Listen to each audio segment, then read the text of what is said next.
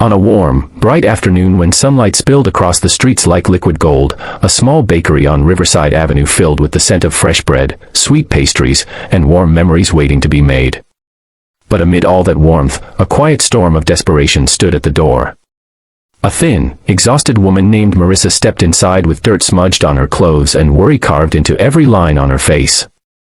At her side stood her little daughter, Flora, whose wide eyes, though tired, still carried a faint glimmer of hope.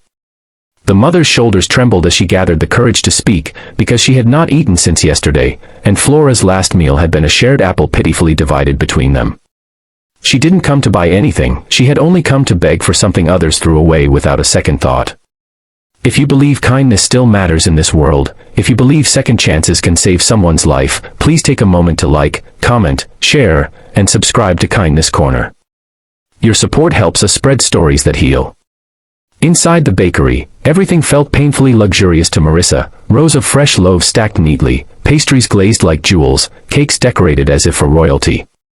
She lowered her gaze to avoid the stares she feared would burn holes into her dignity. Flora clung to her sleeve, her small fingers trembling. The mother approached the counter with hesitant steps, the floor almost feeling too polished for dusty shoes like hers. The employees looked up, their polite smiles fading slightly, unsure of what to expect. Marissa's voice shook as she asked them if they had any expired cake, something thrown out at the end of the day, something, anything, that she could give her daughter who hadn't had a treat in months. But what she didn't know was that someone else stood in the bakery, watching closely. A tall, well-dressed man named Roland Vance, one of the city's wealthiest entrepreneurs, was there quietly, dressed in a simple gray suit instead of his usual boardroom attire. He had stepped into the bakery to escape the noise of the world outside and to enjoy one of the peaceful routines he rarely admitted he needed. He had come for a slice of blueberry pie, but life had served him something far more important. As Marissa spoke those heartbreaking words, Roland felt something shift inside him. People often believed wealth turned hearts cold, but in his case, loss had already done that years ago. He had buried his wife and daughter after a tragic accident and locked his heart behind walls money couldn't fix. Yet here, in the soft daylight of a quiet bakery, a weary mother's trembling voice cracked open a corner of that broken heart. Marissa stood frozen as the workers awkwardly exchanged glances. They wanted to help, but their boss had strict rules against giving away food before closing. Her cheeks burned with shame as the silence thickened. She thought about turning back, escaping the embarrassment, pretending she hadn't asked. But hunger had a way of welding a person to hope, even when hope felt like a wound. Flora tugged gently at her sleeve, her eyes drifting toward a strawberry-topped cake behind the glass. She didn't ask for it. She wouldn't dare. Children like her learned early what dreams were allowed and which ones weren't.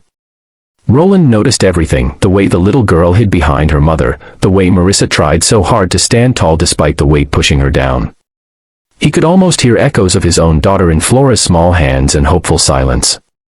Something inside him broke in the most human way possible. It wasn't pity. It wasn't charity.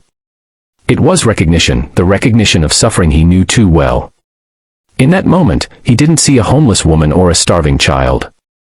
He saw two souls pushed into shadows by life's cruelty, standing in the doorway of a place filled with warmth they weren't sure they deserved.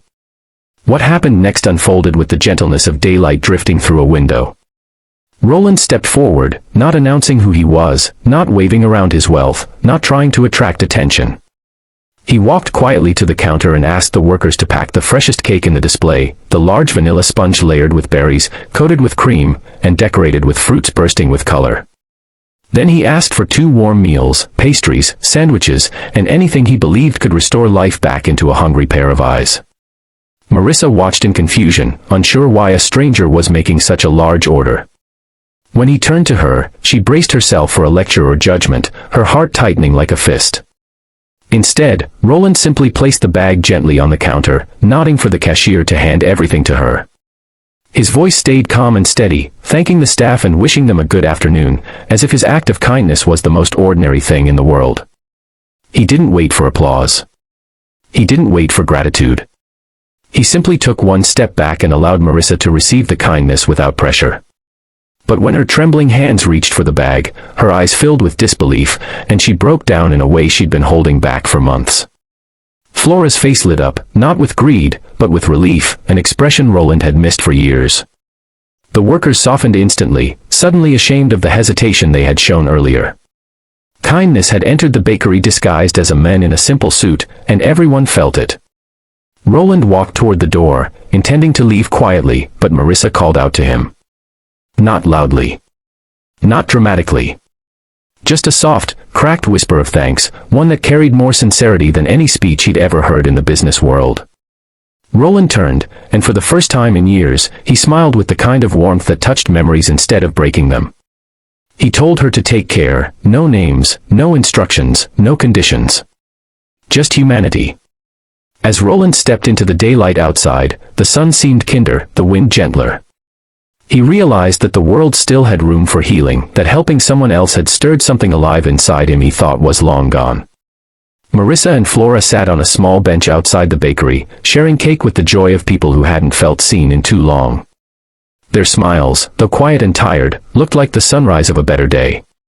And Roland understood that sometimes it wasn't grand gestures or millions of dollars that changed a life, it was one moment of compassion delivered at exactly the right time. If this story touched your heart, please make sure to like, comment, and share this video, and subscribe to Kindness Corner so we can continue spreading these powerful true-to-life stories. Before we end, tell us in the comments, do you believe small acts of kindness can change someone's entire life? And with that, the story closes on a warm afternoon where a simple question about an expired cake led to hope, healing, and a reminder that humanity still shines, especially in places where no one expects it.